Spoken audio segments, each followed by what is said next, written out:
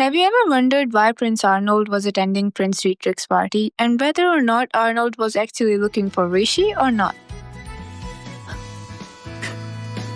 Well, we got these answers in this volume, and believe me, it was amazing. So Rishi and Arnold were getting married in a month or so, and recently her biggest problems included how she would prove Prince Dietrich that Arnold was a great husband, figuring out what role did Guthail had in the future, and most important one, her wedding kiss. So Sylvia comes back to meet Rishi and they both become best friends pretty quickly. As Rishi didn't have much experienced friends before, she hesitantly asked her about the kiss. But in a way, the song actress was a player, as she says that she actually falls in love with whoever she works with and that her singing becomes richer every time she does that. Rishi got her point, but when she asked her if she was in love, her calmness creaked and she began to stutter. Sylvia said, "For you to be placing such importance on it, I was thinking maybe you entered into a political marriage but then wound up falling in love despite yourself." At that, Rishi felt like her heart was going to leap right out of her chest, but she chose to stay in denial. And Sylvia's painted lips curls up into a smile. Does every little thing your husband-to-be does interest you? Do you wish to know what goes on in his head? Well, of course, Rishi's thought naturally turned to Arnold. I wish I knew what he planned to initiate his revolution against his father and why he proposed to me. Do you wonder who he is with when he's not with you? He might be with Sir Guthail right now, she replied in her head. Do you find yourself thinking about your future with him before you can help it? I can only hope to avoid the war and live in peace. She had answered every question in her mind when Sylvia said, if so, then it's love. Rishi ripped her head back and forth in denial. No, I really think it's something different. Are you sure? Does your heart get all fluttery when you think about him? Rishi took a sip of her tea to disguise the anxiety that she was feeling. Sylvia, on the other hand, was visibly disappointed. And honestly, I was a little disappointed too, but I know it's a slow burn, and they will probably take their sweet time to understand love and confess their feelings. Sylvia, on the other hand, was already in love again, and this time it was Guthail, the knight who carried her to the carriage. And when she told Rishi about it, she had to play the Cupid. So with a little help from Theodore, she set up a casual meeting between the two of them. Also, the twist in this volume was so good. I will summarize it and tell you about that in a bit, but first, let me tell you the one out-of-character thing that Arnold did. So he agreed to take Prince Dietrich with him on his daily routines. Rishi was stressing that Dietrich would cause him problems, but Arnold brushed it off, and before Rishi could protest, there was a rustling from the side of the path. Rishi was surprised, but not by the noise. It was because in a split second they heard the noise, Arnold had stepped protectively in front of her. She peeked out from behind his large frame, and they both turned to scan the area. And it turned out that it was just a cat. Not even a cat, it was a kitten. Rishi stepped out from behind Arnold and knelt, holding her hand out toward it. "Come here, kitty," she called out, but it ran away. Rishi stood, slightly disappointed, and took Arnold's arm. "Thank you for protecting me, but you could tell that it was only an animal as well, couldn't you, Prince Arnold? That doesn't guarantee your safety. If a beast was able to infiltrate the palace in the first place, that just means that we need to improve our current security," he replied. Knowing his character, I can't even be mad that he called the kitten a beast, but he was right, of course. The fact that there was a route the kitten could use to get into the palace was a problem. Arnold also believed that somehow there was a spy in the palace. That's why he called Raoul to look into it. But that could be dealt with later. Right now, they had to take care of Prince Dietrich, who seemed out of it completely. They went to the balcony and just casually Rishi asked how his day was, and the prince started his complaints. Not about himself, but about how much work Arnold does. When in reality, Arnold had less work than usual. "I even took a break because I couldn't bear this one's constant pestering," Arnold said. "That's what's so strange about it," Dietrich countered. "You worked all the way until evening with only one break. It was just work, travel, work, work. And you were doing paperwork inside the carriage while we traveled." "Really, Prince Arnold," Rishi sighed. "You must take more frequent breaks." And like always, he replied, "I could say the exact same to you. Why are you two acting as if this was just a typical day for you?" Dietrich panted like he was exhausted. Finally, Arnold gave him a piece of his mind, which was pretty sad by the way, because he thinks that royalty must spend morning to night thinking of their subject and sacrificing their time for the sake of their country. No matter how hard they may work, no one will praise praised them. This made Dietrich frown, and at last he froze at Arnold's matter-of-fact tone as he said that royalty has no right to a human life. Hearing his thoughts, Rishi gulped, but he continued, "If a small country is invaded by a larger one, it can send out thousands of soldiers and it won't make a difference. But if the king of that country offers his own life, the war is over." Arnold tapped his throat with his middle finger. "The king has a duty to each and every one of his subjects, whether you understand that or not. A royal is nothing more than a pawn in a much larger game." Pretty sure all of this was going above Dietrich's head, but later it did make a little difference in him. Neither you nor I have the right to live life as a human being. A chill went down Rishi's spine at his words. "You talk as if you think we all have to be ready to give our lives for the country someday. Don't you think it's a little extreme?" He tried to encounter it, but Arnold smiled plainly, a dark light in his blue eyes. "That was your obligation the moment you were born as the crown prince." Dietrich gritted his teeth and turned his back on them, fleeing back into the party. This mindset hurts me so much. I really just want Rishi to make him the happiest."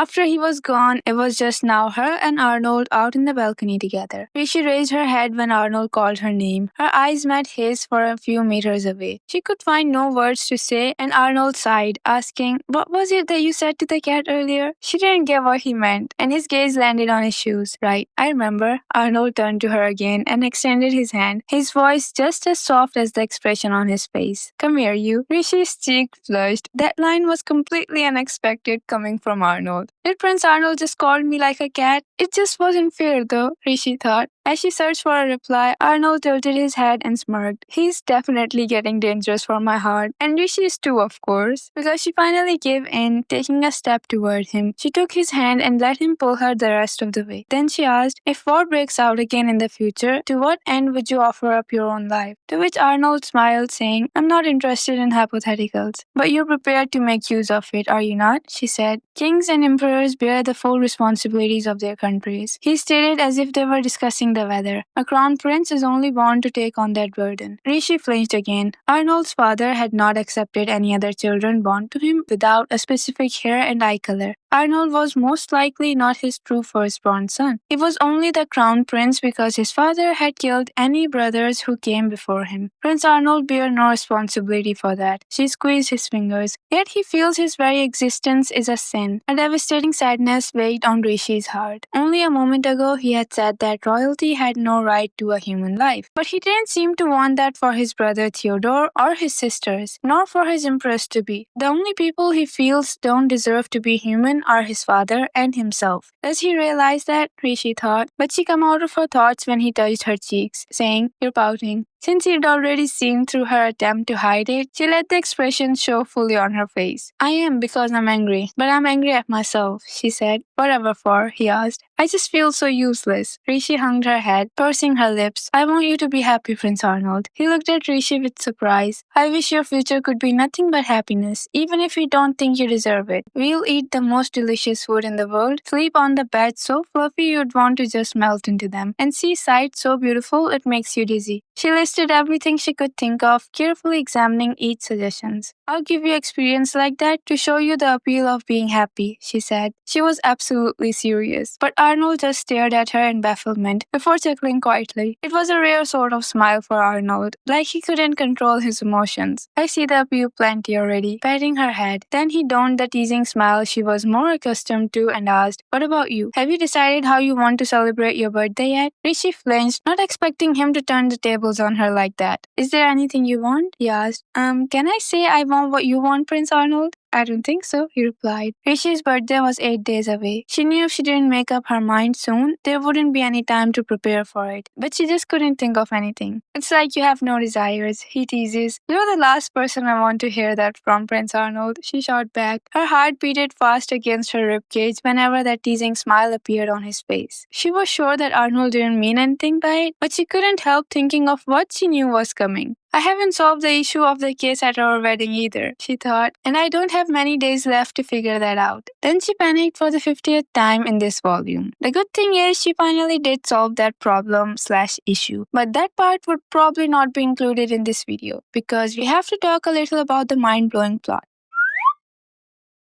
So in all of Rishi's past lives, there had been a rebellion against her homeland Hermity, led by her fiancé Prince Dietrich. At the time, she didn't thought much of it. After all, she knew from experience that the rebellion would fail. But now, living her seventh life and standing beside Prince Arnold, she was forced to look into that incident from a different angle. Why would Prince Dietrich, someone so foolish and ill-suited for that complicated plotting, risk everything for a throne he barely knew how to hold? And the more she investigates, the clearer the answer becomes. Dietrich didn't act it alone. Someone from the outside had been manipulating him. It wasn't just Hermity's stability at stake, it was the part of a larger plan to throw neighboring nations into chaos. That included the Galkian nation. And like always, Arnold had already suspected this even before meeting Rishi. That's why he attended Dietrich's party where the engagement was broken. Not for diplomacy, but to investigate the hidden enemies. The invitation itself had been suspicious to him, and he only saw the party as a battlefield, a way to sniff out the threat to Galkian. But fortunately for him, he met his future wife. But that doesn't change the fact that he'd been there for investigation. Not just that, a lot of places that he went with Rishi had a hidden reason behind them. Like how they went to buy the rings, them going to the church, to the seaside, and now to the opera. To him, all of that had multiple purposes. And it kind of makes me rethink the theory that Arnold knew Rishi before, or that he visited Hermity for her sake.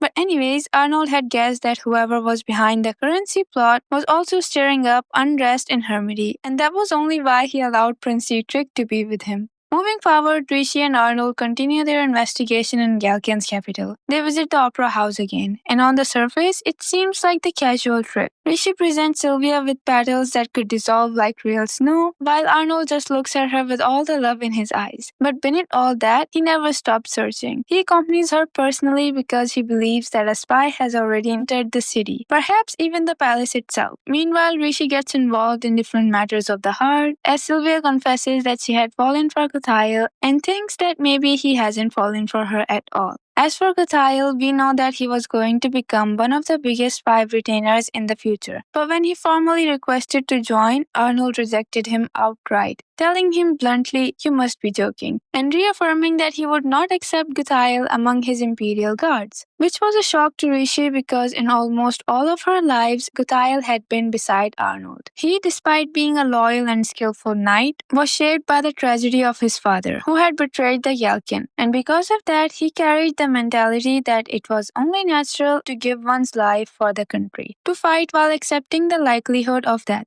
But Arnold rejected that kind of thinking. For Arnold, the most important thing was survival. Soldiers under his command must fight not to die for their country, but to win and survive at all cost. Arnold didn't want subordinates who would think that that was a form of loyalty or honor. He wanted men who would stubbornly cling to life because only the living could achieve victories. Okay, back to our subplot couple, Guthail and Sylvia. Despite his feelings for her, he believes that he has no right to happiness, just like Arnold, and his hesitation caused Sylvia great heartache. And Rishi, seeing herself in their pain, decided that she needed to help them. Meanwhile, a different suspicion grows at her too, and with the help of Rao, the master of disguise, Rishi confirmed her fear. A spy has already entered Galkin, hiding not as an outsider but blending in among the trusted knights or the servants. Now that Rishi and Arnold were on the same ground, they moved swiftly, arranging a secret meeting at the detached palace. First, they summons Sir Guthail, who fears that he was under suspicion. He wasn't. But then the true surprise comes when Sylvia is invited into the room. Remember how I said she suddenly got closer to Rishi?